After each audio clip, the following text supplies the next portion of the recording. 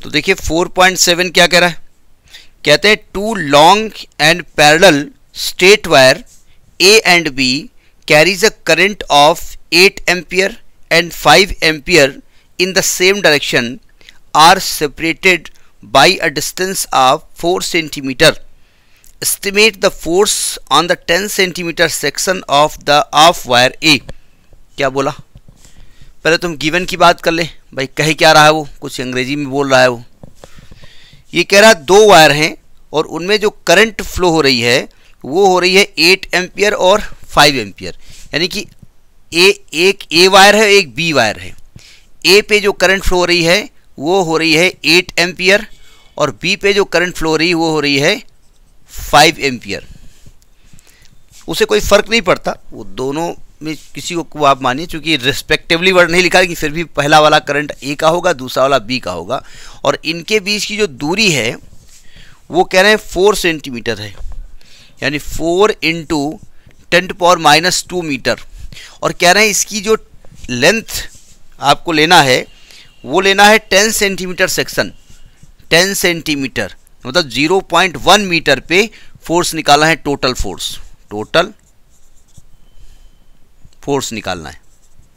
देखिए आपने पढ़ा है कि अगर दो स्ट्रेट वायर में करंट फ्लो हो रही हो I1 और I2, अब चूंकि यहाँ पर ये नहीं दिया गया है कि both the currents are in the same direction और both are in the opposite direction, इसका कोई मतलब भी यहाँ पर नहीं है, ठीक है, वो अपोजिट हो चाहे जो हो।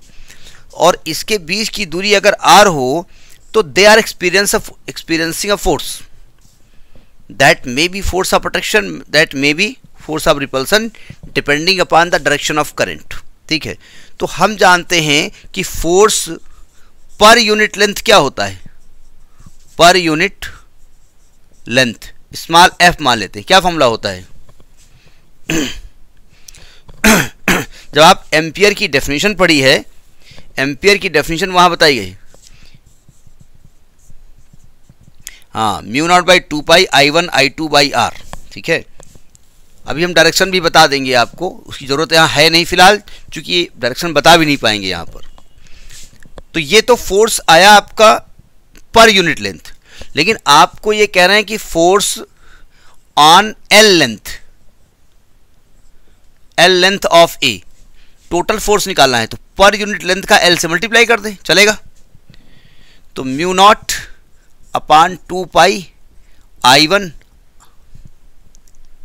I2/r × L मान रख दो, इसका मान आएगा 2 × 10⁻⁷, I1 हो गया 8, I2 हो गया 5, R हो गया आपका 4 × 10⁻² इंटू, और इसको लिखे दे रहे हैं हम 10 × 10⁻², जानबूझ के लिख रहे हैं इसे, ठीक है। ये कट गया, 4 से ये कट गया, 4 दूनी 8, 2 दूनी 4, 2 दूनी 4 पंचे 20, 20 × 10⁻⁷ और +1 ये वाला, ठीक है। तो 2 लिख दें, 2 × 10⁻⁻6-5 न्यूटन, ये फोर्स आ गया, 2 × 10⁻⁵ न्यूटन, ठीक है। अब जरा मैं आपको डायरेक्शन ऑफ मैग्नेटिक फील्ड बता देता हूं। अगर दोनों ही वायर में करंट की डायरेक्शन सेम हो, सेम डायरेक्शन में करंट फ्लो हो रही है, एक जैसी सोच है उनकी, एक जैसी विचारधारा है, करंट को हिंदी में धारा कहते हैं ना, तो एक जैसी विचारधारा है तो अट्रैक्शन होगा, और अपोजिट विचारधारा है तो रिपल्सन होगा। तो यहाँ फोर्स कैसा लगेगा पता नहीं, यहाँ डायरेक्शन दी नहीं गई है, ठीक है। तो अगर माने दे भी दिया जाए कि they are flowing the current is, नहीं sorry in the same direction दिया हुआ है, तो ये एक्चुअली फोर्स अट्रैक्शन का होगा, लिख भी दो। क्योंकि हमसे इन्होंने पूछा है कि फोर्स निकालिए, उन्होंने ये नहीं कहा कि मैग्नीट्यूड ऑफ फोर्स निकालिए, तो फोर्स के बारे में पूरी जानकारी दे दीजिए, नहीं समझे, मतलब फोर्स के बारे में पूरी जानकारी दे दीजिए कि because direction of the current is same so they will experience the force of attraction, ठीक है। तो ये आपका 4.7 हुआ।